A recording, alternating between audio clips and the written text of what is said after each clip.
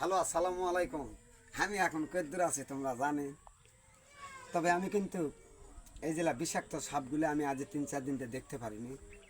বাক্সবন্দি করা আছে বৃষ্টির কারণে। তবে এর মাঝখানে বৃষ্টির কিন্তু আমি একটা ছবি ছাড়ছিলাম। আক্কেলপুর থানা গোপীনাথের মেলা, আমার বাড়ি 4 নম্বর ওয়ার্ডে। তবে কালকা ছাড়ছিলাম। ওই যে অনেক মানুষের কৃষকের ক্ষতি হয়ে গেছে ভাই, ধানগুলো ডুবে শেষ হয়ে গেছে। কেউ অনেকে টেনশনের ভিতরে আছে। তবে ওরই মাঝে আমি একটা ভিডিও যে আপনাদের মাঝে যে সাপগুলো একটু দেখাচ্ছি। তবে আমি আপনাদের মাঝে একটু দেখাচ্ছি, এই যে দেখেন, এই যে। তবে এলা কিন্তু বিষাক্ত সাপ।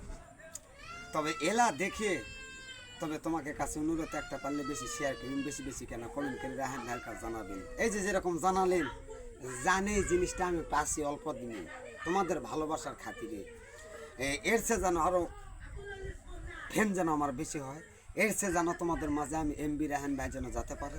এই যে দেখেন, এই যে এলা বিষাক্ত সাপ। এলা কয়দিন পর আমি বাই করতে পারিনি, খুব কষ্টের ভিতরে ছিল।